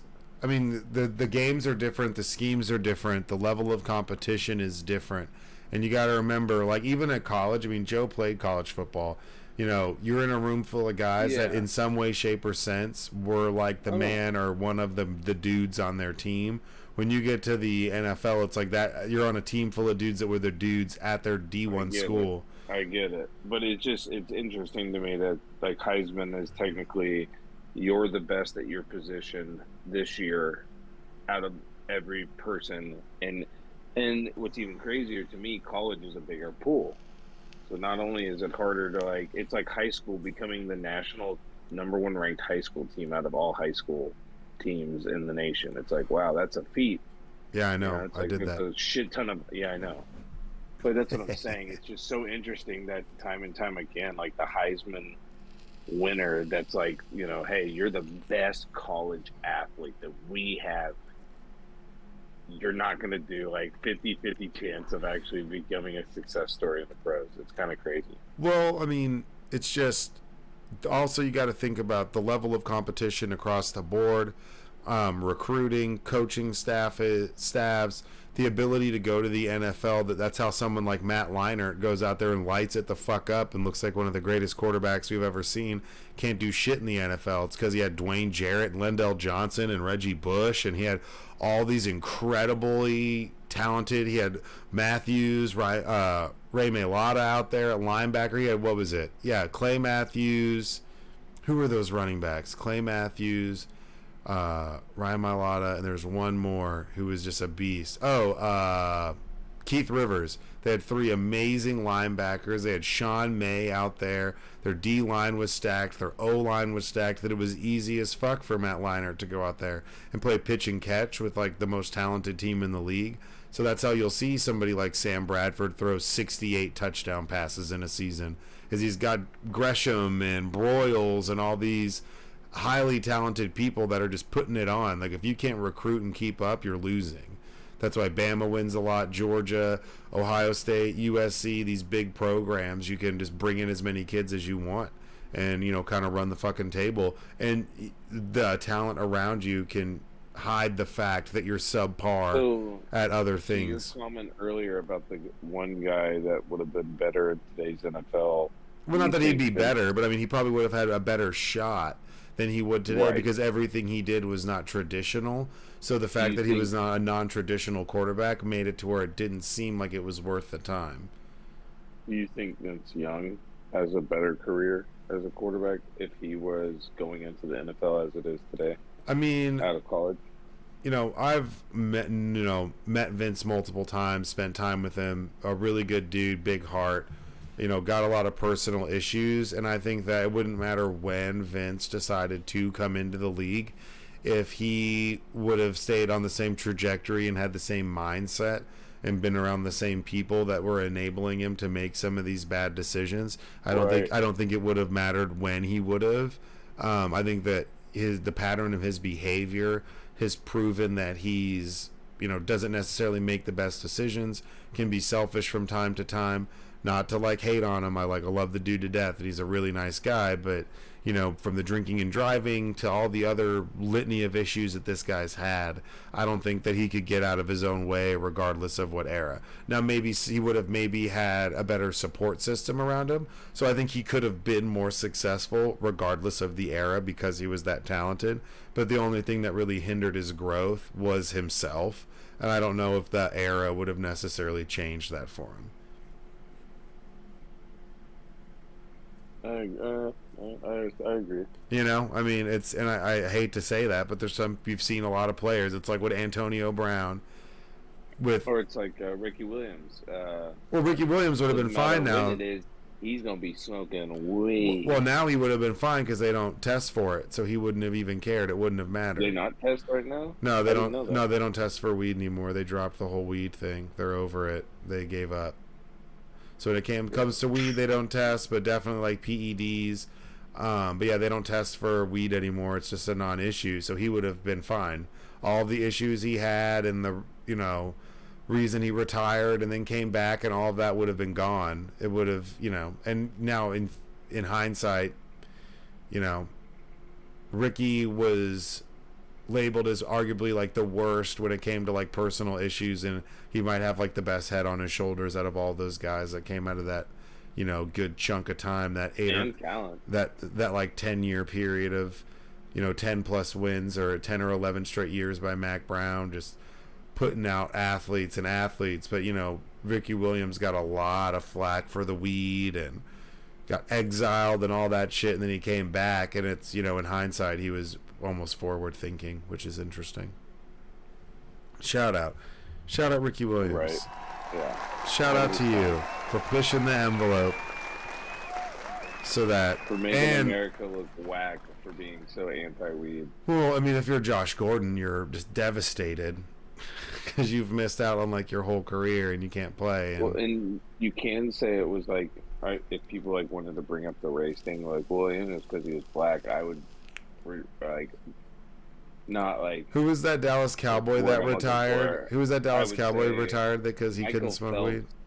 Oh yeah, even Michael Phelps, the whitest, most prestige, achieved Olympic athlete of his time of ever. Weed gets brought up, and it's like, take the medals away. It's like, what the hell doing? Yeah, I mean, if you don't fail your drug tests outside, I mean, that's where the NBA's had it right for a while. They don't test for it. They don't care. They leave it alone. Very forward thinking. So it's good to see, the NFL catch the fuck up. Damn, man. I hope Goody's all right. I hope he's all right, man. Who knows Why where? would he be? Because he's supposed to be here at 7:30. He's an hour and a half. He's almost 2 hours late, man. Like that's no, but I mean I could send him a text. I'll text him after the show. I'll text him after. Say, hey, man, I'm just worried. Hey, man, dear diary. Hold on, where's my sad music? Dear Goody, why don't you come on the podcast anymore? Why don't you want to hang out with us? Is it because your bets suck? Is it because you're sad that the Birds lost? I'm sad too, man. It's okay. We'll bounce back. I like our chances. We're in the playoffs. Don't let Elwood get to you. He hasn't even talked about his fantasy team once today, which is all you've ever wanted. This is all you've ever wanted, was for Elwood to shut the fuck up about his fantasy team, and he's doing it today, and you're not here, and I have to play sad music to have a monologue to get your attention? Speaking of fantasy, this is rough. Hold on, I'm in the middle of a sad monologue, and you don't get to ruin it for me, Elwood. You zip it. I'm writing a sad note to Goody. Parentheses. We'll start the Hobbit music on because it's time to it's very dramatic piano music. But nah, man, come back. We miss you. Tell me you 2.0 misses you telling him to wrap up his penis with a condom and not get women pregnant while his mom watches on YouTube. Come on, man. Whoa. We miss you. It's true. He does. He says it every time. We don't need any 3.0s. And shout out, sis. I know you're out there watching, or you will later, and I love you. Seriously, though, She's give me like a Hobbit 30 flute when I feet talk in fantasy. one of the bedrooms. Oh, okay. So she might be watching. She might be on a delay. So if you hear a laugh or a hey, what the fuck? I love you. But come back. Quit, dear Andy, come back. Quit being a little bitch. We love you. When I get off tonight, I am going to watch the new HBO documentary. Which one did? Oh, the Channel 5 one did? What's that? Dude. Is that how I talk? Yeah, dude. What's that? I'm gonna go home. I'm gonna totally like get some Jiffy Pop, dude. I'm gonna like heat up the stove, dude. And it comes on that little thing, and it pop, and it turns into this big little silver cloud, bro. And then you just like crack it open across the top, sprinkle a little salt, dude, maybe a little extra butter if it's not buttery enough, bro. And then you just mix it up. You sit back, chill, dude, and watch some HBO Max, bro. You know what I'm saying, Dad? Dad. Yeah. All right, well, we're gonna have to call it, man. We gave him enough time. There she is. Just heard her start laughing. Oh, okay, so she's out there. Okay, good. Yeah. I can hear her. That's funny. Well, do you guys have anything else? What do you do? Well, how's your fantasy team, real quick, before we go? Let's tell me about your fantasy team. I got second place. Oh, so you lost? Round of applause. Elwin loses. I had a player in the Buffalo game, but it wasn't going to matter anyway because he had Josh Allen and I had Buffalo's kicker, and I wasn't going to expect. And I'm down by 10 points, and I don't expect the kicker to get more points than Josh Allen. So. Yeah. Well, I'm sorry. Before the game got canceled, I was forfeiting. Well, I'm sorry that you got second place. Because Kirk Cousins shit the bed for me. Yeah, dude, you relied on Kirk Cousins in your championship game. If you might be the only person, you might be the only. I know. It was Daniel Jones on a risky. He was so iffy all year. Crushed it. And he crushed it. Jackson all year, and he was out, crushed it. Danny Dimes killed it, didn't he? Had like 3 rushing touchdowns or some shit. He dominated. What's funny is you're probably the only person in the universe that started Kirk Cousins in the championship game, and he heard and felt that and knew that happened, and he choked just for you. Like he choked like separate. Like he knew. He looked and it was like Kirk Cousins is not owned in 99.999% of leagues, and then he was like, "Who's that? Who's that .001?" It's fucking Elwood. He's like, all right, well, I got to go out there for my boy Elwood and win this game. He's counting all Kurt boy. And he blew it. Shit his pants. Yeah. Depends on everything. Well, I'm sorry. But $225 at the disc golf store? Wait, so this was a fantasy football league at the disc golf store? Yeah. Dude, I lost my fantasy football championship, bro, to like the guy who totally works the greens at the fucking disc golf shop. They have like this little 3 hole. It's a 9 par altogether, and we go out there and just hit the discs. Well, you went from 3 hole to a 9 par? Well, no, it'd be like 3 holes, and each one of them would be 3. So 3 holes at 3 par each would be 9.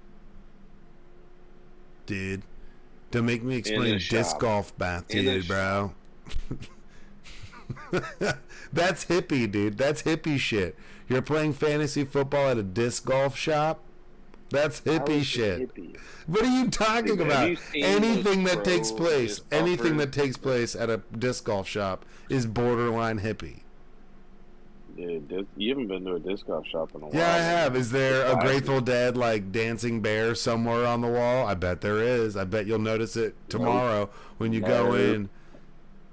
There's just a bunch of discs. There's a bunch of discs, homemade kombucha. This guy, Xander, in the back, he makes the best homemade trail mix, dude. He these like little nut clusters, bro. Corey. Oh, Corey, dude. My bad, bro. And Luke. Corey and Luke's trail mix, bro. I mean, they're talking about going big with it. Names ever. I think he's getting mad. I think he feels attacked. Yeah, you're being racist. How am I being racist? How's that racist? You wanted to say I'm being bigoted against disc golf players, and I'm not. I just don't understand disc golf. I get it, and it can be fun, but it's got to be great weather. We're going during the day. If I'm going to wander around in the woods and smoke weed and like go look for a frisbee for 4 hours, I'd rather just like stay at home. Whoa. I'm just saying. First of all, you're looking for your disc for 4 hours. I don't know where you threw it, but me neither, dude. Because I'm high and we're in the woods. Probably should have given up after the first hour. All right, I'm looking for that. No, those discs are hella expensive. I probably borrowed them from you, and you'll kill me if I don't bring them back. So I have to. Real talk. I did play a tournament, my first tournament this weekend, and the turnout was so crazy. Even my buddy said he hadn't seen nothing like it. Because they had a $5,000 ace pot, and it was a 2.5 hour wait in line to tee off on the first tee. And so I was up there all New Year's Eve playing disc golf. Second to last. Yeah, not out of 400 though. You should have quit. I signed up for the advanced bracket. I signed up for advanced for this year. I will crush this golf course. They cannot stop me. And I didn't come close to making an ace the whole tournament. And then I go and play yesterday by myself, and I almost hit this ace. Unreal. And I didn't think anybody saw it, and I went to go putt, and I see a guy that's walking up to the tee behind the basket for another hole. And he goes, dude, almost had that. And I go, you saw it? I was like, man, I know. Because that would have been my first ever. You going to go pro in disc golf, dude? You going pro? No, I don't have the time or the means or the travel to do so. Oh, no, man. I think you can do it. I'm running a business and raising a kid. Yeah, true. Very true. I didn't realize until I watched the documentary, like, you pretty much, if you're not, like, a major sponsor and you're not loaded with family money, you are living out of a van and traveling the country to, like, make your disc golf dreams come true. Gotta make my disc. I gotta do it, Dad. But I'm gonna be the best disc golfer in the world. Disc golf is not a growing sport. It is. I'm just giving you a hard time, man. Calm down. You're just playing fantasy football at the disc golf place. He is the biggest. Like, who has the biggest contract in football? I don't know, honestly. Well, probably more than the biggest contract in disc golf. Well, no, it's Deshaun Handjob Watson, and it's like $230 million guaranteed. Like the Patrick Mahomes. Like, this guy is the Patrick Mahomes of disc golf. He is just like the GOAT, right? Right now. Or the Brady, I guess you could say, because he is the most champion. Anyway, he's getting $100 million a year just from his sponsors. Well, yeah, that's where the money is. Your sponsors. That's not even that's not even any money he gets from winning throughout the year for the tournament. So that's not a lot in pro sports like terms, as far as the big. That's a lot, but that's like niche as fuck. Disc golf? That's niche as fuck. That's like the guy who's the best putt. $1 million. It's like the guy who plays the best putt player in the world makes probably tens of millions of dollars a year for being good at putt. Hey, well, you can't use the credit card until tomorrow. Okay, yeah. I got mine. I just need $8 on the card. Well, $8 on the debit card? That's fine. That's fine. $8.79. Yeah. Okay. Just not like 300.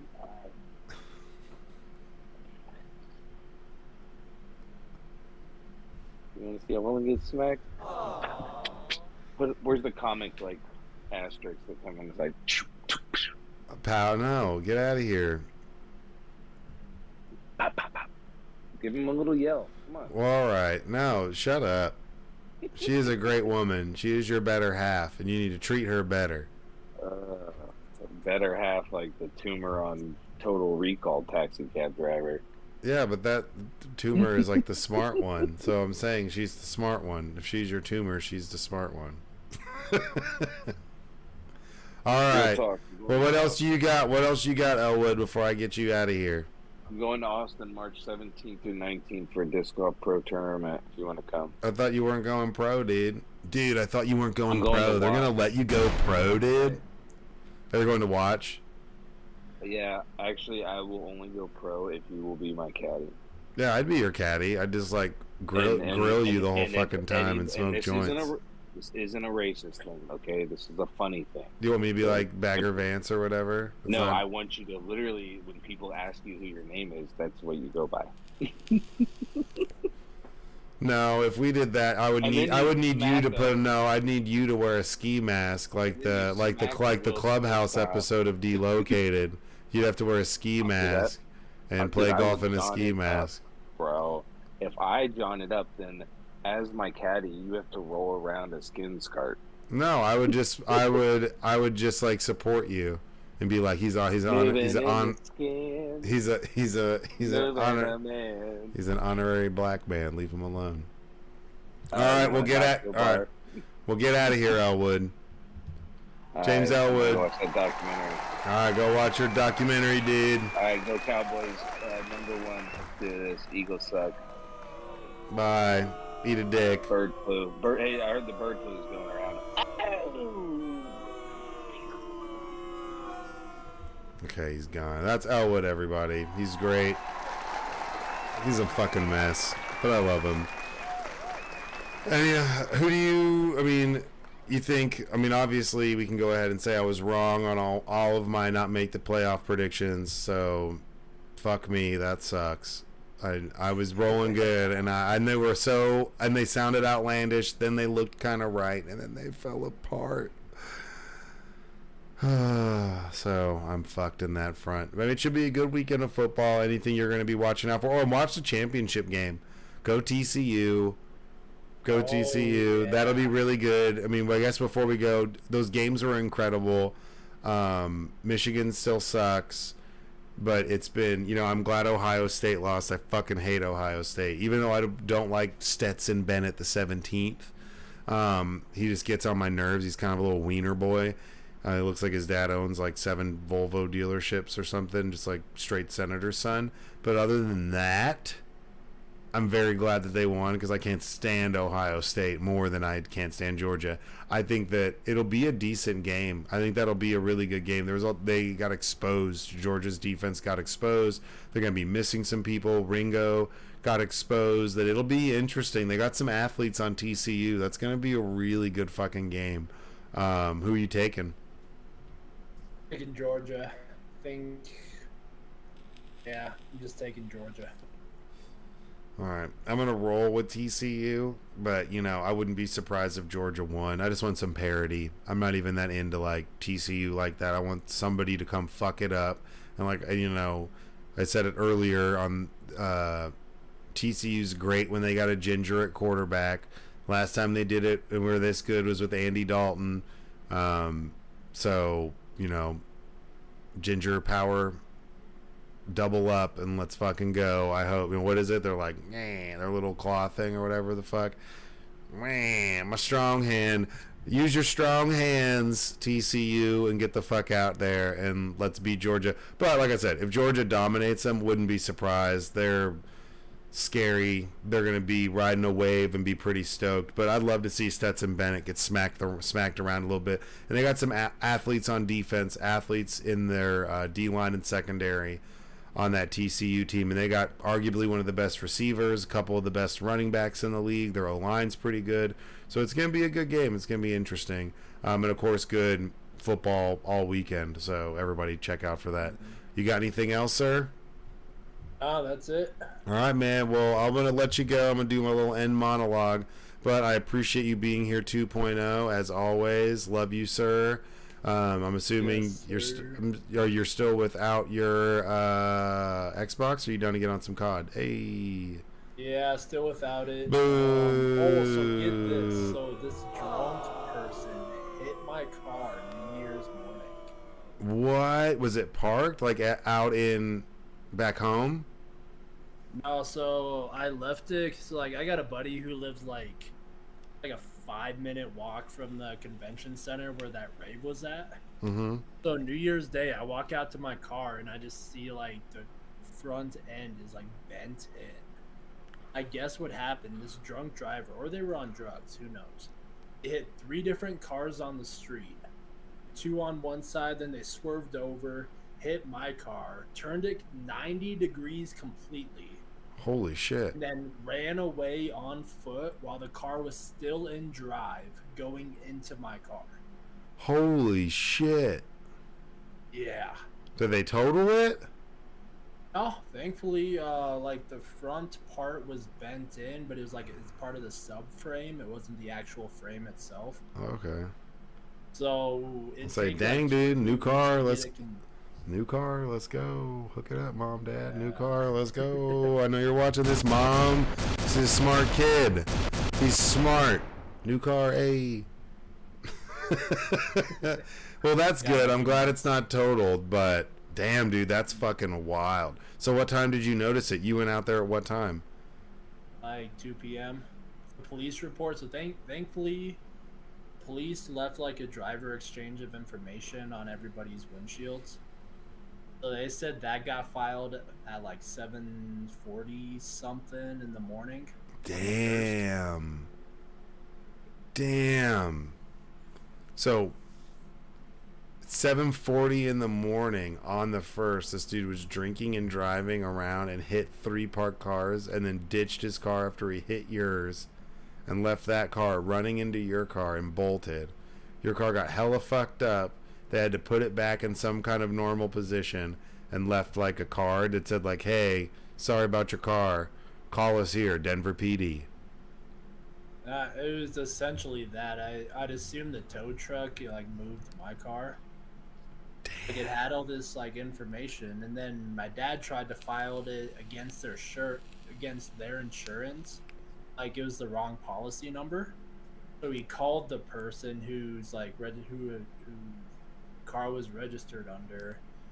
It's like this older Hispanic lady. She wasn't the one that was driving. Apparently, it was one of her children, and her children told her that they just slipped on the ice.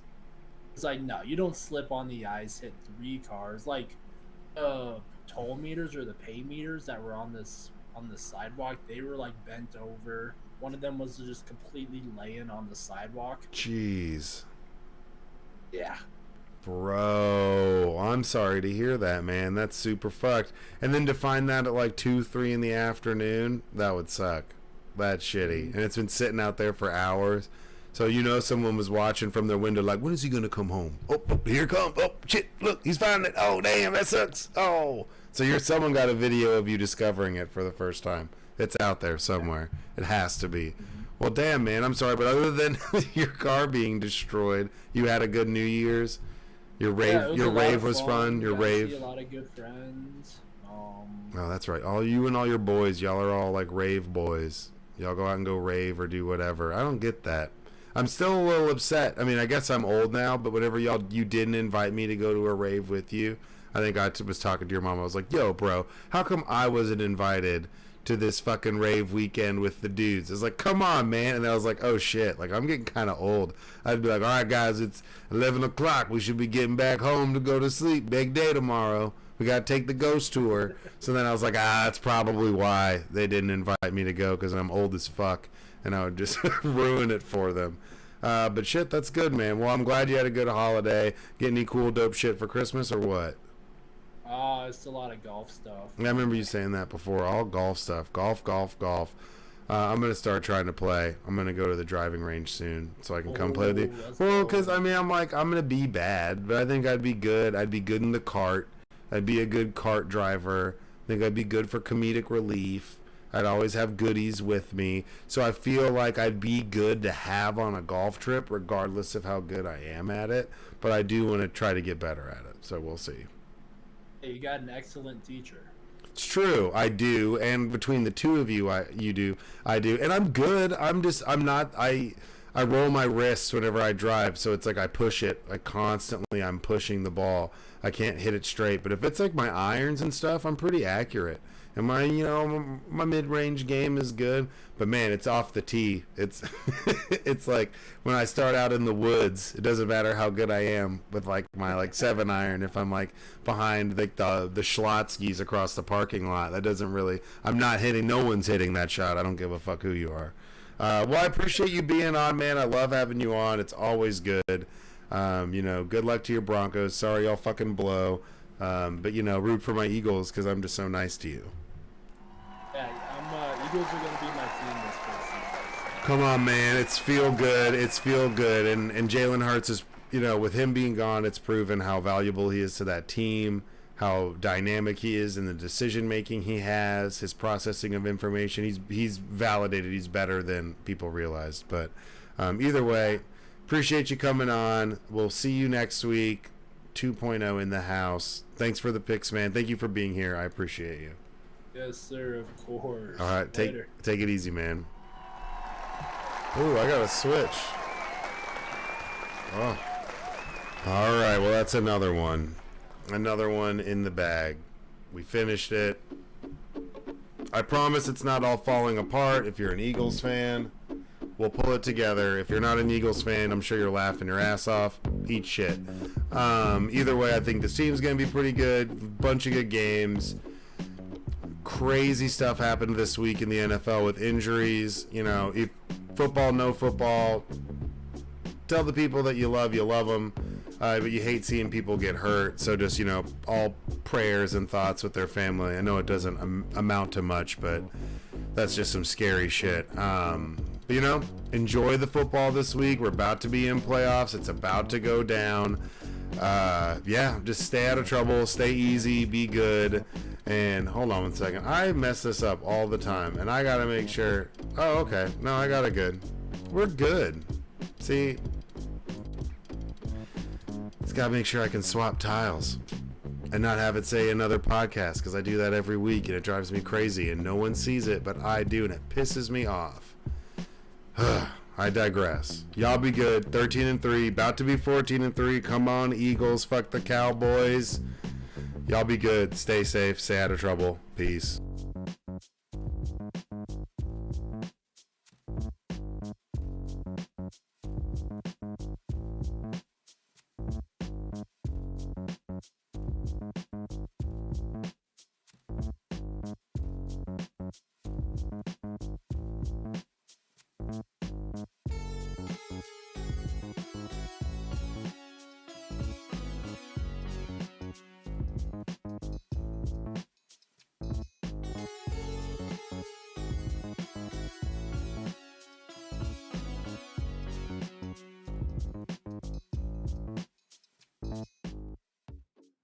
Every now and then when I feel a bit buggy, I look at the floor, maybe need a new ruggy. Scratch at, I'll get some beers and get chuggy. Nah, man, I know what I need, some old man huggy. Old man huggy. Old man huggy. Put your headphones on for proper